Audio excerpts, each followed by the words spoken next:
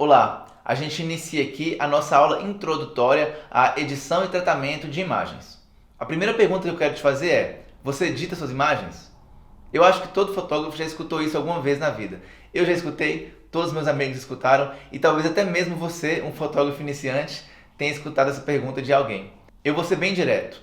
Eu edito minhas imagens e todos os fotógrafos que eu conheço, sem exceção, editam suas imagens, até mesmo os amadores. Eu acho que é bem comum as pessoas fazerem confusão com a palavra editar e a palavra manipular.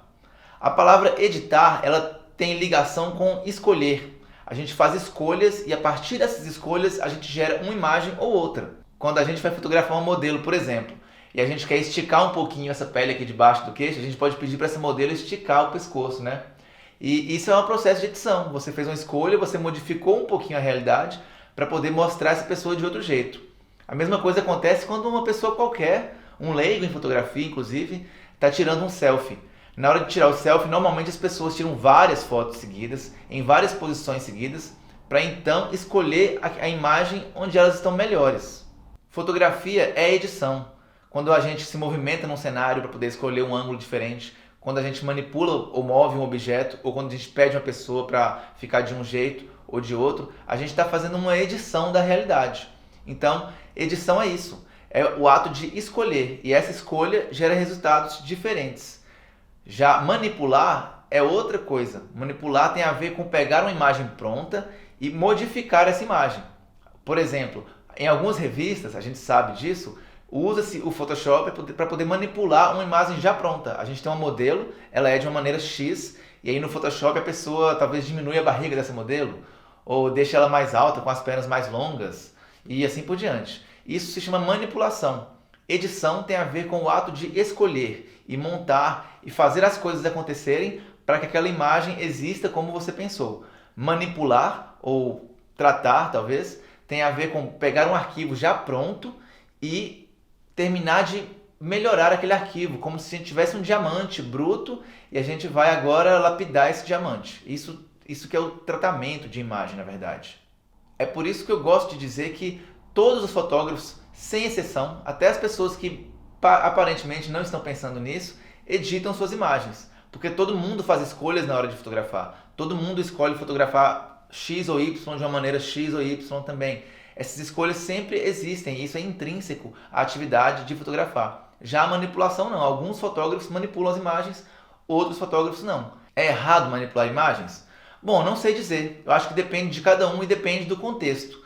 Quando a gente quer, por exemplo, vender um produto e aquele produto não condiz com o que nós estamos anunciando e a gente pega uma foto desse produto e modifica esse produto para ele parecer mais com o que a gente está anunciando, mas sendo uma mentira, então é ruim. Mas se você é um artista e você quer fotografar uma pessoa e que a pele dessa pessoa seja verde, por que não? Você pode manipular suas fotos, você pode tratar suas fotos, deixar a pele dessa pessoa verde e você vai alcançar suas finalidades artísticas dessa maneira. Então não é bem meu objetivo criar uma discussão filosófica aqui sobre se é certo ou errado manipular fotos. É mais separar um pouquinho mesmo esses dois termos, que já normalmente são enxergados como coisas iguais, né? Edição e tratamento ou manipulação de imagens. Partindo para o próximo tópico. Todo mundo hoje em dia é acostumado com essa questão de pós-produção. O que é pós-produção?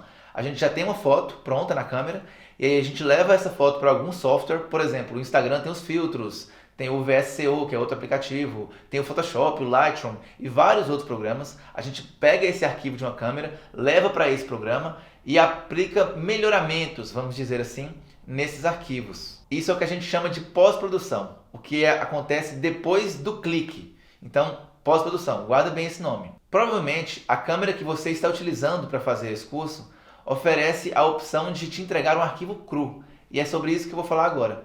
Nas câmeras a gente tem os arquivos crus, que são os arquivos que a gente chama de RAW, e os arquivos JPEG. Provavelmente JPEG é o que você já conhece, é o que você usa todo dia. São as fotos que você recebe no WhatsApp, que você manda para serem reveladas. São as fotos digitais, né? É o formato digital de arquivo que a gente tem mais comum. E os arquivos RAW são os arquivos crus que vêm direto do sensor da câmera. E esses arquivos eles não são prontos para enviar, para imprimir ou para a pessoa ver, porque não é qualquer programa que abre esse tipo de arquivo. Quando a gente começa a querer ter um pouquinho mais de controle sobre as imagens que a gente está fazendo, é muito comum que a gente deixe de utilizar os arquivos JPEG direto da câmera e passemos a utilizar os arquivos RAW, que são os arquivos cru do sensor. Você sabe que antigamente era bem comum a gente utilizar isso aqui para fotografar, né? Quando a fotografia ainda não existia, a gente fotografava com esse tipo de objeto que você está vendo aqui, que é um filme fotográfico. E caso você não saiba, o filme fotográfico não era a imagem final. A imagem que a gente tem aqui é uma imagem invertida, né? As cores são invertidas e não dá para a gente entender direito o que está aqui.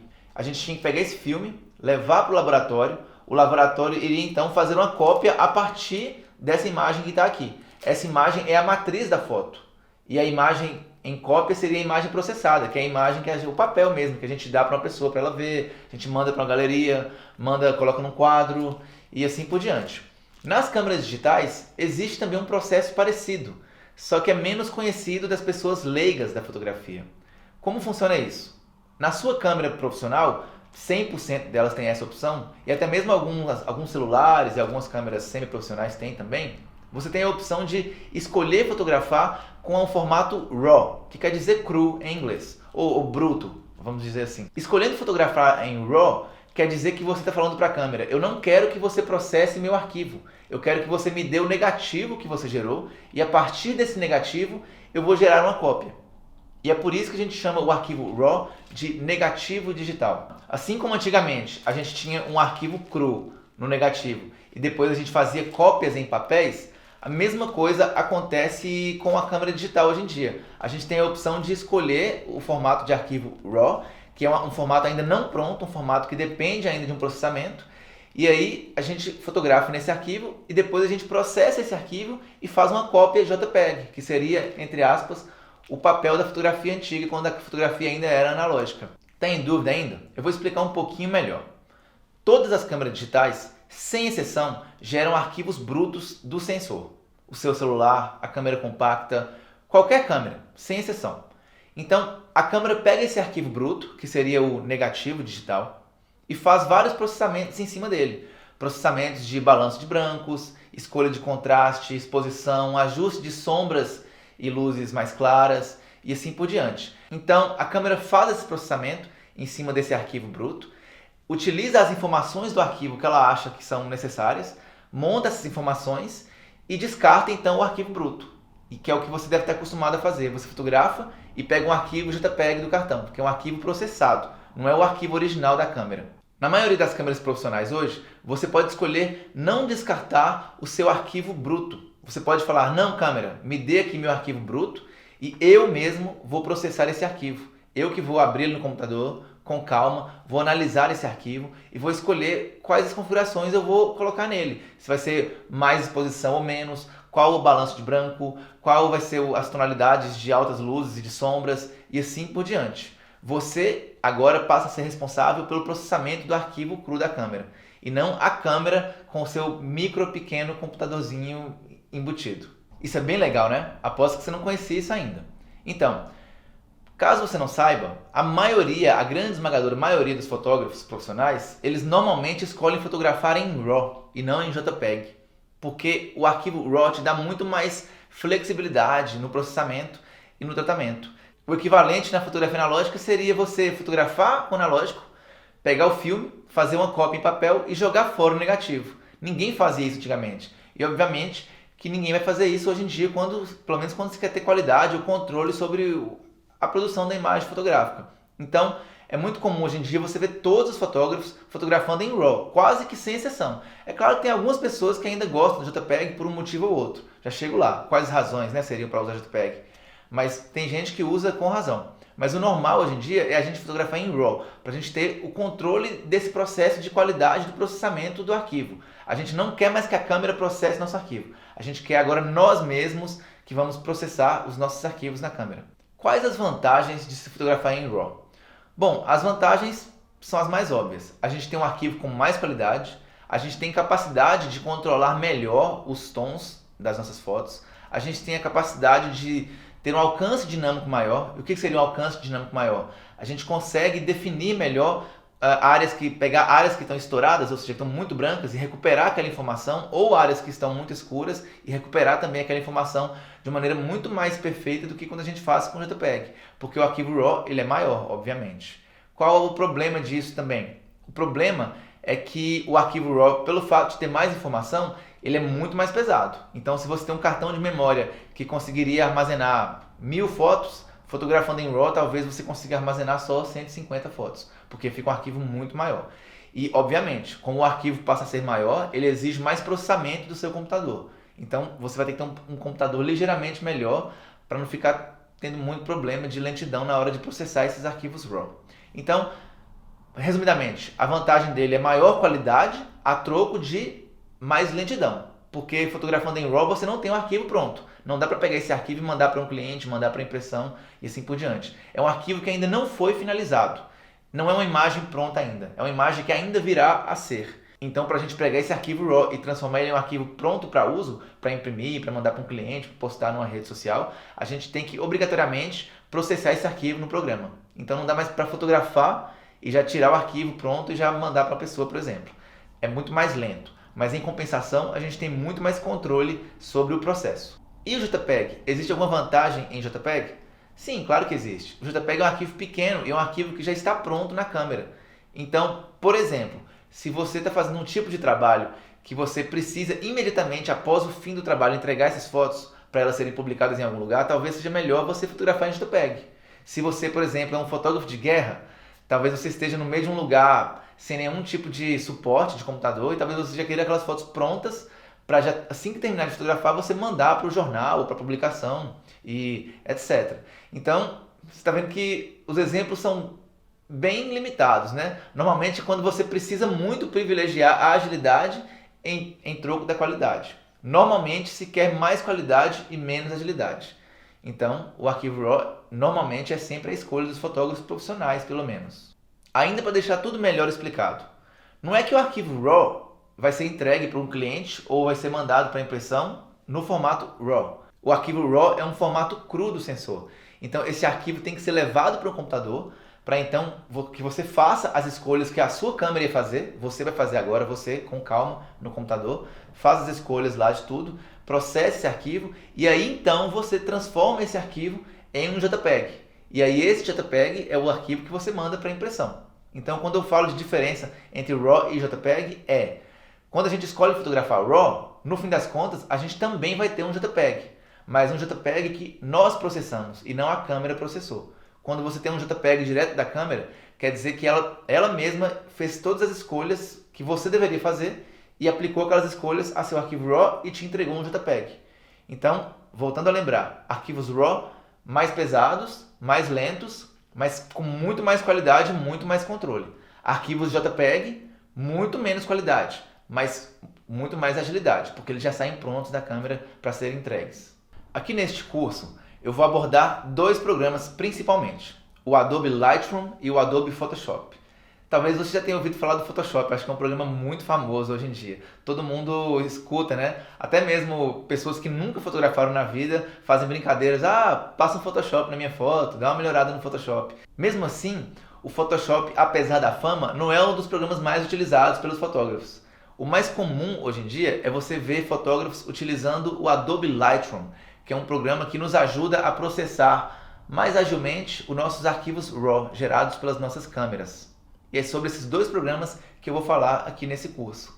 O Adobe Lightroom é um programa único e exclusivamente para processamento de arquivos RAW. Então quer dizer que você vai, por exemplo, terminar uma sessão fotográfica, baixar os arquivos do cartão, colocar no computador e vai processar esses arquivos RAW no Lightroom e transformá-los em JPEG. Então é isso que o Lightroom faz. Você abre um arquivo RAW lá dentro, faz as escolhas que o arquivo permite, exporta esse arquivo em JPEG e aí você tem um arquivo pronto.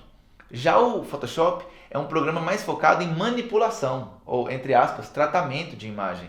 A gente já tem uma imagem pronta, que é um JPEG, e aí a gente abre no Photoshop e lá a gente vai fazer manipulações mais pesadas. Por exemplo, deixar uma pessoa mais magra, ou tirar uma espinha do rosto, ou mudar talvez uma cor num cenário, deixar uma coisa que era vermelha, verde, ou uma coisa que era amarela, azul, e assim por diante. No Lightroom, a gente normalmente não consegue fazer esse tipo de tratamento. Ele até tem algumas opções que a gente consegue usar de vez em quando para tirar uma manchinha do rosto, uma espinha, alguma coisa assim, mas ele é mesmo um programa de processamento. A ideia dele é ser mais rápido e só permitir o processamento rápido dos arquivos RAW. a gente vai controlar exposição, contraste, filtros de nitidez, coisas gerais da imagem. Então a gente exporta essa imagem para JPEG, pega o JPEG e abre dentro do Photoshop. E lá é onde acontecem as grandes manipulações, claro, se você precisar de grandes manipulações.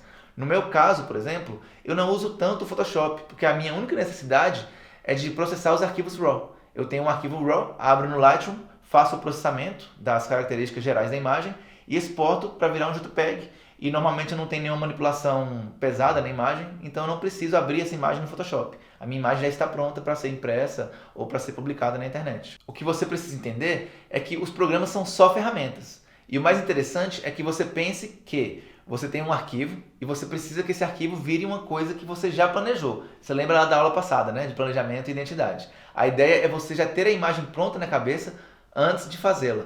Então você começa o processo de edição, na verdade, pensando no cenário, nas cores, na composição, nas poses, caso seja uma fotografia com pessoas. E aí você faz a fotografia, pega essa fotografia, pega o arquivo RAW e aí utiliza o programa para poder alcançar o que você imaginou. Se é uma imagem mais contrastada, menos contrastada, com cores mais saturadas ou menos saturadas e assim por diante. E se no fim das contas você precisa manipular a sua imagem, talvez modificar mesmo uma coisa, uma pessoa ou alguma coisa assim, você pega o seu arquivo pronto e abre no Photoshop. Existem outros programas que são utilizados também para realizar estes mesmos trabalhos.